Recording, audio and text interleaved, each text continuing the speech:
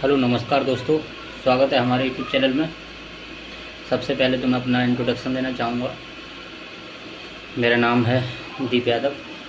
अभी फ़िलहाल BPSC teacher हूँ बिहार में, और यूपी पुलिस का एग्ज़ाम अभी दे के आया हूँ।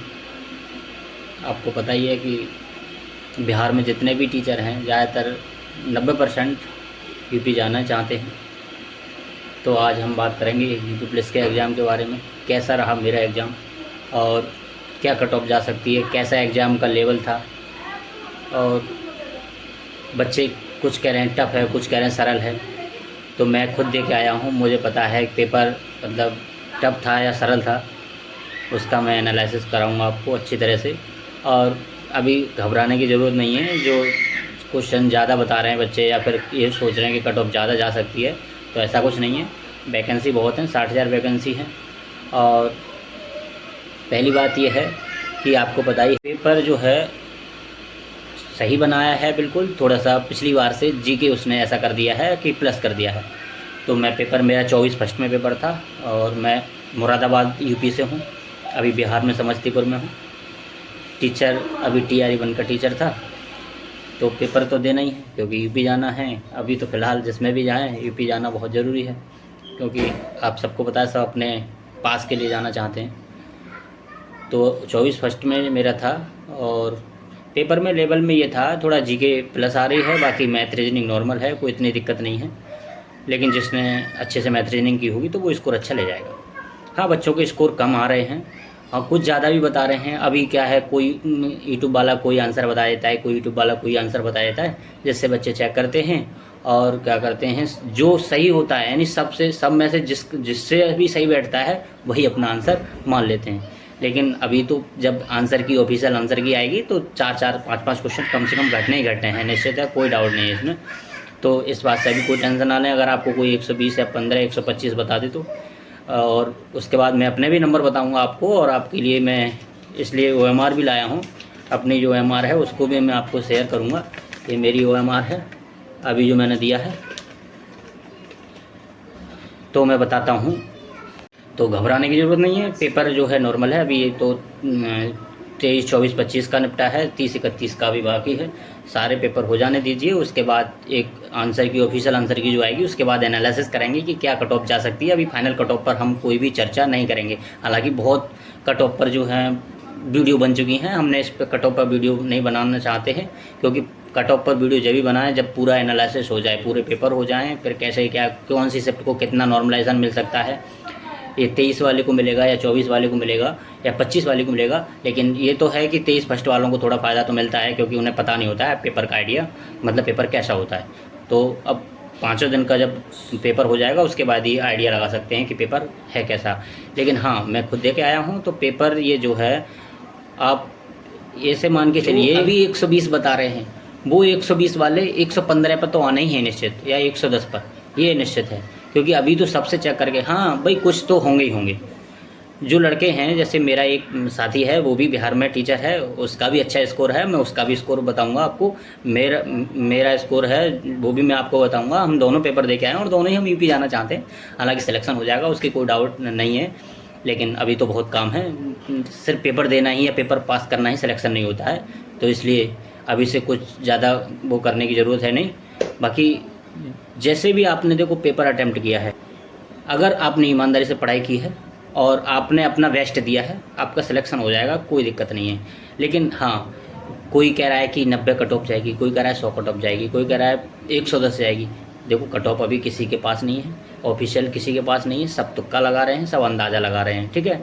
और अंदाज़ा ही लगाएंगे, लेकिन सटीक अंदाज़ा किसका है, सटीक अंदाज़ा कैसे लगा सकते हैं वो देखेंगे। वो जब भी लगा सकते हैं जब पूरा पेपर हो जाए, उसके बाद सबका एनालिसिस करने के बाद। तो पेपर ज़्यादा टफ नहीं है। देखो, जो बच्चे जा रहे हैं उनके लिए मैं एक एडवाइस देना चाहता हूँ। 30-31 में जिसका भी पेपर बचा हुआ है, जिसकी मैथ रीजनिंग अच्छी है, मैथ रीजनिंग हिंदी में अपना स्कोर करें। जीएस में जो आता है वो करें, ज़्यादा नेगेटिव मार्किंग कटवाने की आप कोशिश ना करें। अगर ज़्यादा तुक्का लगाओगे तो आप बहुत नीचे आ जाओगे। अगर आप मैथ रीजनिंग और हिंदी में अपना स्कोर कर ले जाते हैं तो आपका सिलेक्शन कोई नहीं रोक सकता, क्योंकि जी के में 20 से क्वेश्चन ऊपर जाना मतलब है बहुत अच्छा बच्चा जा पा रहा है, ठीक है। तो इस बात का ध्यान रखें। हिंदी में आप ऐसा करें, थोड़ा साहित्य अकादमी वगैरह जो आ रहे हैं और समश्रुति भिन्नार्थक जो शब्द हैं इनको देख के जाएं और ज्ञानपीठ वगैरह जो पुरस्कार हैं उनको भी देख के जाएं। मैथ रीजनिंग में ज़्यादा कुछ नहीं है, जो आपने किया है बस उसी का रिवीजन कर जाएं। मतलब थोड़ा जो फॉर्मूला वाइज तो एडवांस के पहले क्वेश्चन आते थे 2D 3D के, वो भी अब की बार नहीं आ रहे हैं। एक आध आ जाए उसकी बात अलग है, तो आप फिर भी फॉर्मूले देख जाना। बाकी कोई इतनी बड़ी समस्या नहीं है, इतना टफ पेपर नहीं है, मतलब एवरेज पेपर है। हाँ, लेकिन बच्चों के स्कोर घट बहुत रहे हैं। पेपर सही है, मैं दे के आया हूँ, मुझे पता है पेपर कैसा है, लेकिन बच्चों के स्कोर एकदम जैसे ही एग्जाम में पेपर देता है उसे लगता है बहुत अच्छा हुआ, और जैसे ही बाहर निकलता है उसका जैसे चेक करते करते करते क्या होता है, उसका पूरा स्कोर नीचे आ जाता है। तो आप अभी से डरना मत, जिसके 90, 95, 100, 110, 105 जो भी आ रहे हैं, 90 वाले भी ना डरें और 110 वाले भी अभी ज़्यादा खुश ना हो। 110 जिसने कर दिए हैं उसको तो भाई खुश तो होना ही है, खुश तो होगा ही, क्योंकि 110 जिसने किए, 110 प्लस वाला तो अलग ही बात है। खैर कोई नहीं, जिसने मेहनत की है उसका सिलेक्शन होगा। और 30-31 के बाद हम ऑफिशियल जो आंसर की आएगी 2 या 4 दिन में, उसके बाद फिर एनालिसिस करेंगे क्या कट ऑफ जा सकती है। और मेरा कैसा पेपर गया आप जानना चाहते हो उसको भी बताता हूँ। मेरी देखो मैथ रीजनिंग जो है अच्छा स्कोर रहा है पहले से ही, मतलब मैथ रीजनिंग सब्जेक्ट जो है बहुत अच्छा रहा है, क्योंकि मैंने मैथ जो है 2 साल कोचिंग सेंटर में पढ़ाई है, मतलब कंपटीशन पढ़ाया है। तो मैथ रीजनिंग में मेरा अच्छा स्कोर गया, मतलब 75 में से 1 मैंने छोड़ दिया था और 70 मेरे सही गए थे, यानी मैथ और रीजनिंग दोनों का। और हिंदी का स्कोर जो था वो मेरा 36 क्वेश्चन सही है, 37 में से 1 मेरा गलत हो गया। और जीएस में देखिए, जीएस का क्या है, जीएस टफ थी। मुझे भी नहीं लग रहा था कि जीएस मेरी इतनी जा सकती है, मुझे ये लग रहा था कि 22, 23 या 24 क्वेश्चन जा सकते हैं, लेकिन कुछ 50-50 वाले भी 1-2 क्वेश्चन सही गए, तो मेरा 27 क्वेश्चन जीएस में बैठ गया। मतलब मेरा टोटल जो स्कोर है, वैसे आपको ये दिखा देता हूँ, हालांकि मैं अपलोड कर दूंगा आपको, अगर किसी को शक हो या किसी को ये लग रहा हो कि मैं झूठ बोल रहा हूँ, तो मैं आपको फ़ोटो खींच के मतलब पोस्ट कर दूंगा, आप देख सकते हैं। तो मेरा जो स्कोर अभी फ़िलहाल जो बैठ रहा है, मतलब 133 क्वेश्चन सही बैठ रहे हैं और 12 क्वेश्चन गलत, क्योंकि मैंने 145 अटैम्प्ट किए थे, 4 जीके में छोड़े थे और 1 मैंने रीजनिंग में छोड़ा था। मैथ में मैंने 1 भी नहीं छोड़ा था और ना ही मेरा कोई गलत हुआ, क्योंकि मैथ तो मेरा फेवरेट सब्जेक्ट है, तो उसमें गलत जाना भाई मुझे तो नहीं बनता, क्योंकि मैं गलत नहीं करना चाहता हूँ। क्योंकि मैं यहाँ भी आया हूँ टीचर बीपीएससी में भी, तब भी मेरा मतलब मैथ में पूरा स्कोर था। 1-2 क्वेश्चन वो डबल आंसर की वजह से गलत हुए थे, तो मैथ में गलत नहीं होता है। हालांकि मैथ इतनी टफ भी नहीं आ रही है, नए बच्चे के लिए आ रही है। मैंने काफ़ी दिन हो गए हैं, तो मैथ में एक्सपीरियंस हो गया है, तो आप ऐसा करें, कोई दिक्कत नहीं। लेकिन आप मेरे स्कोर से नहीं डरें, क्योंकि मेरा स्कोर जो था, मैं अपना स्कोर 120, 25 के समथिंग मान के चल रहा था। 4-5 क्वेश्चन मेरा एक्स्ट्रा हो गया है, वो बाई चांस। देखो एग्जाम में लक होता है अपना, आपका दिमाग कैसा काम करता है, तो उस टाइम फ्लो में ऐसा हो भी जाता है। हिंदी भी अच्छी गई, तो हिंदी भी सब्जेक्ट अच्छा चला गया, तो इसलिए मतलब अच्छा गया है। लेकिन ऐसा नहीं है कि मेरे 130 हैं और औरों के 120 हैं, 25 है, तो कट ऑफ 120-25 जाएगी, उससे कोई डरने की ज़रूरत नहीं है। 130 और 25 वाले ये तो आपको पता ही है कि टॉपर होंगे, अंडर 1000 या अंडर 2000, 4000 में जो भी है, लेकिन उससे आपको टेंशन नहीं लेना है। आप 30 और 31 को अच्छे से एग्जाम दे के आइए।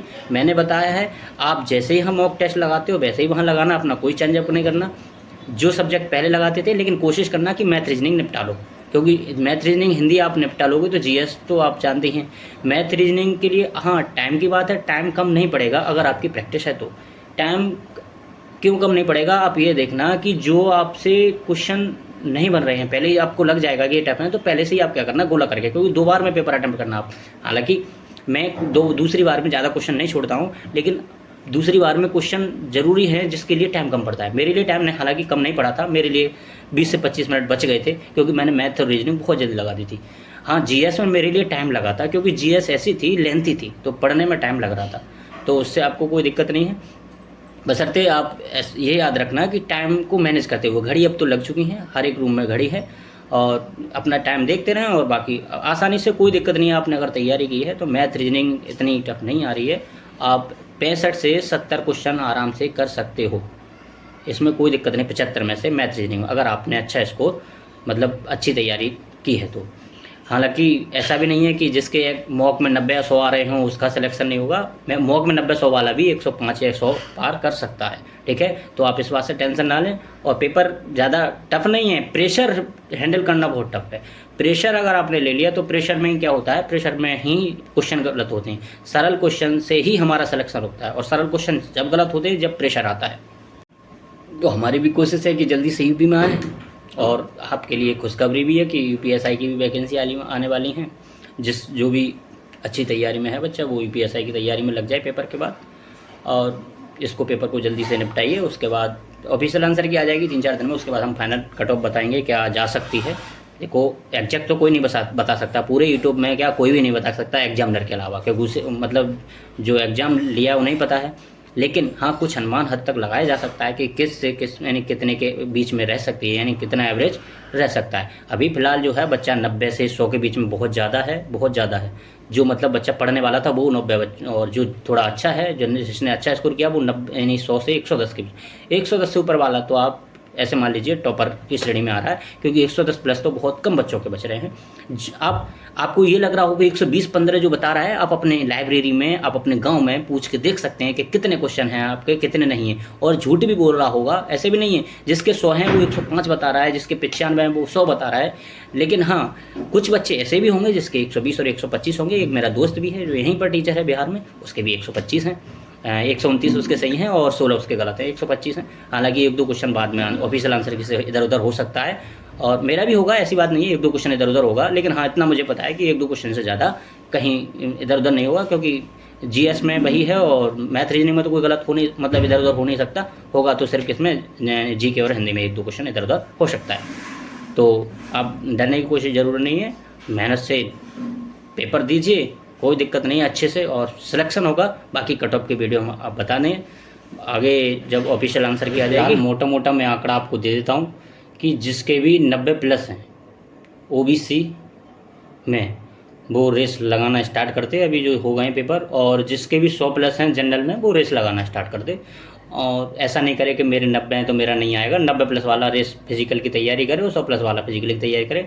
जो ऑफिशियल आंसर की आने के बाद हम फिर एग्जैक्ट कट ऑफ आपके लिए, मतलब एग्जैक्ट का मतलब ये है कि थोड़ा रेंज लेके बताएंगे कि कितनी जा सकती है, कितने पर आप सेफ हो। ठीक है, तो अभी तैयारी कीजिए, और जिनका पेपर हुआ है वो अपनी फिजिकल की तैयारी पर लग जाइए, जिसके भी 90 प्लस हैं ओबीसी में, और जनरल में जिसके भी 100 प्लस हैं, और एससी में जिसके भी 80 प्लस हैं, लग जाइए, कोई दिक्कत नहीं है। देखिए एग्जैक्ट किसी को नहीं पता है, और क्या पता किस्मत कहीं भी कभी भी किस्मत चमक सकती है, इसका कोई भी अंदाज़ा कोई नहीं लगा सकता। ठीक है, तो बाकी जो 2 दिन बचे हैं जिनके 30 और 31 को एग्ज़ाम है, उनके लिए ऑल द बेस्ट।